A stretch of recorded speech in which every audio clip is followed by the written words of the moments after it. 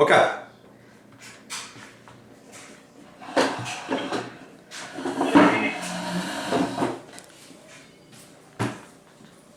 Aaron? Yeah, You can hear me? I can hear you great. Okay, there we go. All right, awesome.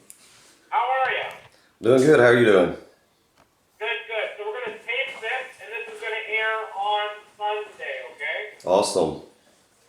Okay, perfect. And you sound a lot better. I don't know what the problem was. I don't know if it was our end or your end. I don't know. But you sound good now. That's cool. Yeah, I can hear you a whole lot better.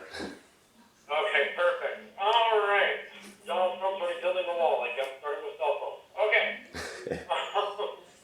All right, let's get going here and let's go. So we're actually, before we start, I just want you to know we're going to come out of playing the Al Ride song. So I'll talk a little bit about that and then introduce you. And I'll talk about that and go on from the interview from there, okay? All right. All right. Coming down in 3, 2, 1. Welcome back to the show, and you just heard recently Heritage Award winner Aaron Coker of his Mississippi Music Award winning single, I'll Ride, and that was the extended version, and so happy that we were able to play that. And joining us right now is the one and only Aaron Coker. And hello, Aaron, how are you? I'm doing great. How are you doing? I'm doing very well, thank you. And before I start off anything else, I want to say congratulations on your recent win with the Artists Music Guild 6th Annual Heritage Award. Thank you, sir, and congratulations to you too. Oh, well, thank you very much. Now, which award did you win? I won Group of the Year. Group of the Year. So the Aaron Coker Band themselves won. Yes, sir. Nice. Now, I will talk about All Right in a second, but let's talk about the band for a second now. Who makes up the band? I know yourself, and who are the two gentlemen? We have Shane Turnage on guitar, and we have alternating bass players and drummers. Kenneth Bean Blossom and Russell Hawkins are on bass, and Jay Johnson and Matt Newman are on drums. Did you have an inkling or a feeling that possibly, what guys were going to win Best Group of the Year in the Heritage Award? I had no clue. It hit me like I was completely surprised. Well, look, and it's well deserved. I mean, I just heard All Right. I heard your music performing at the Heritage Awards, and you're very fantastic. Even my girlfriend enjoyed you very much and really liked it. So you are a great talent. I appreciate it. Well, you're very welcome. Let's talk about now, first here, I'll Ride. So this was the Mississippi Music Award winning single from last year. And I'll Ride, tell me what influenced you in writing this and how this came about.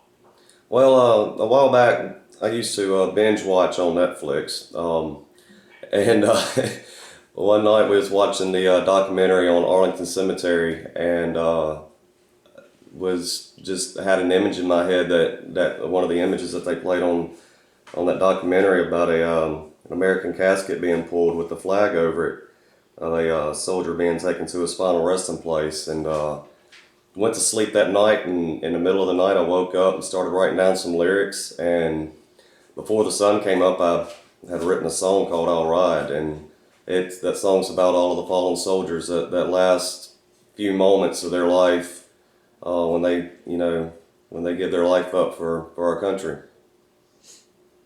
Well, definitely is, we just heard it. It's truly a wonderful song, very lyrical, and what an honor to those who are still to this day and who have in the past fought for our freedom in the States and in Canada as well. And That's right. It is a fantastic song. Well, thank you, sir. Well, you're very welcome. Now, let's talk a little bit about you. Let's go back here. I know that you're part of a book that came out called Every Musician Artist Has a Story.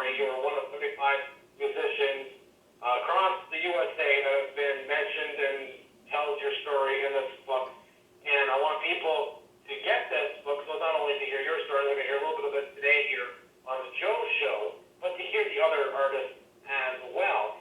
And I mean this in all due respect, Aaron, but as a youngster, I know you have sometimes memory issues because you fell off a bridge there in Pearl, Mississippi there. Right. At the age of 2. Yeah. But then I'm reading as well that, and I don't know if I took it as it actually happened to you or that it could happen to you, that you maybe fell through a glass table as well. And I'm thinking, is Aaron kind of clumsy? And I mean it's all due respect. Well, when I was young, I gave my parents fits, and you know, I was always getting hurt when I was younger. There's actually a bunch of stories of me getting hurt. Them were just the most memorable. Oh no, well, I mean, I'm glad that you just kept on getting up and dusting yourself off kind of a deal, and it kind of leads to in kind of what you got to do in life, more or less, get up and wake yourself off, and you get hurt along the way, and basically you keep on going. That's right. But yeah, I just found it very interesting. So when did your passion of music come in then? And was your family musical, and did they have a big inspiration in you in what you are today? Well, yeah, growing up, my uncles, they've always been into music, and so I remember my uncles sitting in our living room at one of my very first memories of them playing. But I didn't really take to it until I was eight or nine, and my brother turned me on to Guns N' Roses, and he gave me a cassette tape, and it was about a week after he gave me that cassette tape, and I was wearing it out listening to it, and I seen him play on MTV back when MTV used to play music videos, and yeah, that's a while back. And that was it. I seen Slash out there playing, you know, on stage, and I was like, yeah, I want to do that. That's where I want to be one day. And it just, you know, I ended up trading in some toys for a guitar with a friend of mine, and just started hanging out with some of my parents' friends that played music, and you know, just started learning. And running your kid, and I mean, you're doing so well. You are getting acclaimed across all over with different acolytes and mentionings and the talent that you have and your band has, that the music that you play. And I love this because, and I don't know if this is because it's where you're at in Mississippi or what I know usually Mississippi just blues, but you're more than just blues. You guys cover it all. Country, southern, alternative, hard rock. Like you got like a whole wide spectrum that you guys can do. Right. I'm one of those people. I don't like to be labeled as a certain type of musician. I like all different types of music, and so I try to hit on, you know. And when I'm playing for an audience, they like all different types of music. You're not going to have, for the most part, you know, you're playing some of these shows, you're going to have a little bit of everything in the audience that they're wanting to hear, and I like to be able to touch everybody in that building's ears with at least one or two songs throughout the night that we play. So then when you first started, I mean, you had your first Guns N' Roses cassette tape that you played over and over again, and you wrote your first song just before coming out of high school. Were you in that genre of Guns N' Roses then, or what were you then? And then when did you start widening your spectrum of music? Well, the guys that was showing me some chords and stuff, and after we learned a few and got together, my very first song to ever actually learn how to play was Hotel California by the Eagles. Yeah. Yeah, they pretty much threw me off on the deep end and said, "Hey, go home and learn this," and gave me a chord sheet, and here you go. But then How long did that take you to learn? You remember? Let's see. 8 months? Yeah, it was about a year, because you know when I was growing up, I was very hard headed on. I had to learn things my way, and they would try to sit down with me and teach me. You know, here's how you make this chord. So I'd take that and I'd go home and I'd work with it. And I remember I'd sit in the bathroom with the lights off so I wouldn't be able to look at my fingers changing notes, just so I could change faster. Oh, wow. And I was very, very determined when I'd get home from school and instead of doing homework I'd be playing guitar.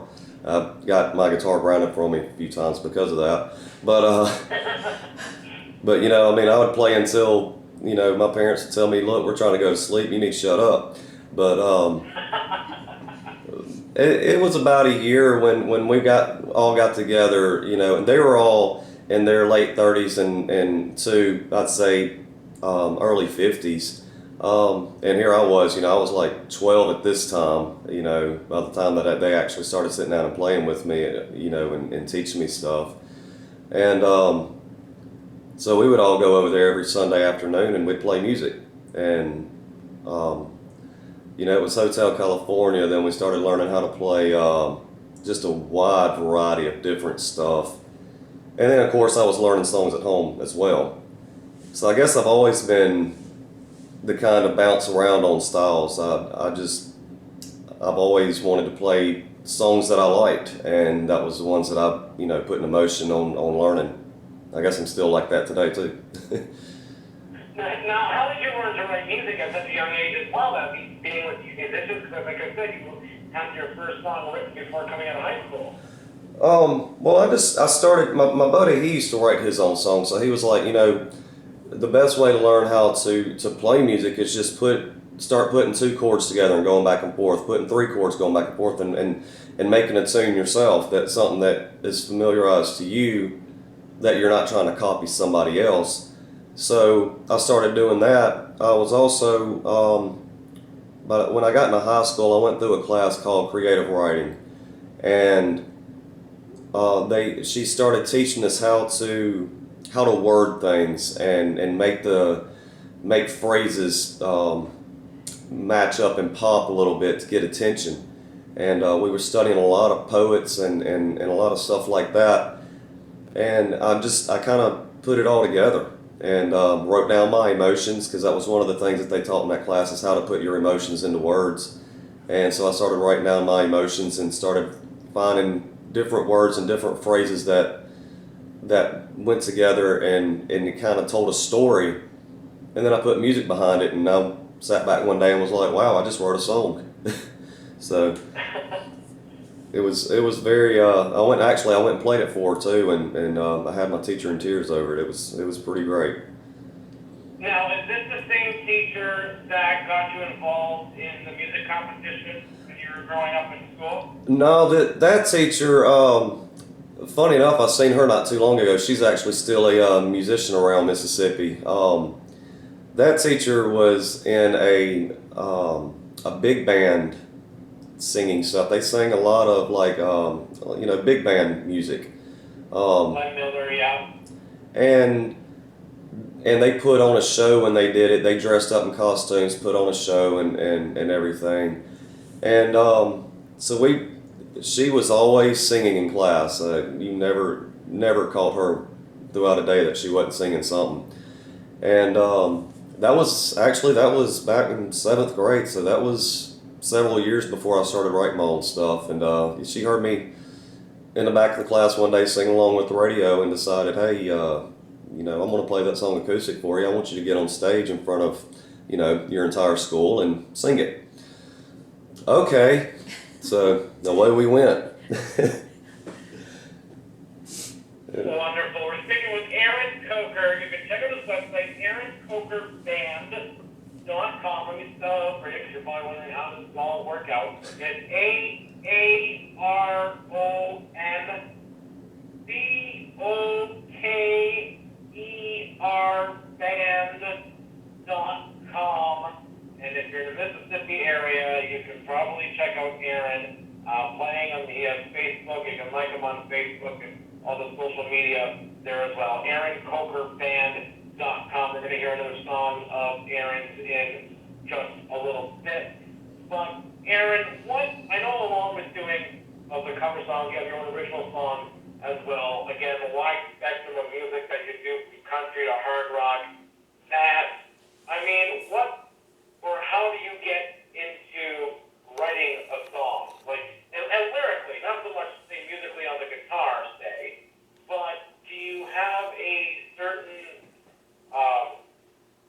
discipline that you do, I guess you can say, or certain Not really. A lot of them, I will sit down, I'll start playing a melody, and I'll just kind of start, just freestyle singing to it, and, and pretty much just let my emotions of what I'm feeling at that particular moment take over.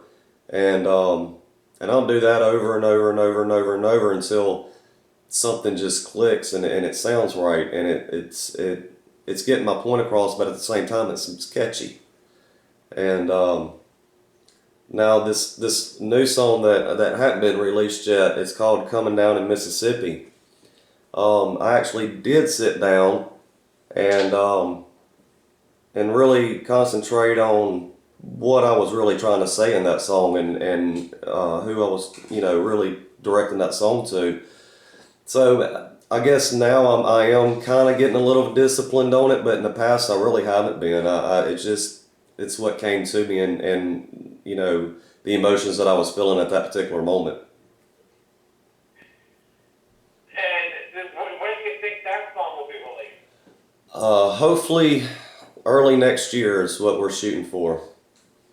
Okay, so if we stay tuned on AaronCokerBand.com and on Facebook, we'll be notified and know that, right? Definitely. All right, awesome. So make sure you even like Aaron Coker Band on Facebook, the group, the page there, and again, of course, you can also sign up and get the newsletters on AaronCokerBand.com, AaronCokerband.com, and look up for that newest single that will be coming out early in 2017. And I, along with meeting with you down there in North Carolina, got to meet your number one biggest fan, supporter, and I guess you could say manager as well. I've been connecting with her and setting this up, and she is a great advocate for you, Angie, your wife. And when I go back and start reading the book that you're in, that is available, Every Music Artist Has a Story. Where is that available, first of all? Do we know where we can get that? Any bookstore. I think it's at any bookstore, or you can also get it on was that ebooks online or something like that, electronical books. I'll put that on the website where to find out exactly where to get that if it's not already on there. Okay, and then people can even just Google up the titles. Every Music Artist Has a Story. Right. Artist collection. That's the artist collection. The Artist Collection. Okay, yeah. We'll make sure that the Artist Collection, Every Music Artist Has a Story. And I love the corniness, and I love the story. You gotta tell me, and our listeners, I already know, but our listeners, how you met the love of your life. What pickup line worked on her? Well, we were at a concert and she was talking to a friend of mine, so I walked over there to her and I picked her hands up and looked, and she's like, "What are you So hang on, doing?" before you continue on, 1 second. Hang on. So did you steal her from your friend that was possibly hitting on her? No, it was her friend girl. Oh, okay. So we're safe. Okay. Yeah. But yeah, I walked over there and I picked her hands up and she's like, "What are you doing?" And I was like, "Looking for a wedding ring." She goes, "I don't have one." I was like, "Really?" And we started talking, and our friend had to get together a few weeks later, and we ended up meeting up over there and talking a little bit more and exchanging phone numbers, and then I guess you could say the rest is history. We dated for quite a while, and then ended up getting married, and so yeah. Well, I love that. I love little sappy, corny, fun love stories like that. That's wonderful. So, and I know Angie Saxer, so shout out to Angie. Hi, Angie. Hi, how you doing? I'm doing good. There you go. They always say, Aaron, behind a good man is a better woman. That's right. Thank you. I couldn't have done any of this without her. Oh. Well, she's definitely a huge supporter. She is a great advocate and promoter of what you do, and why not? You are fantastic. You stand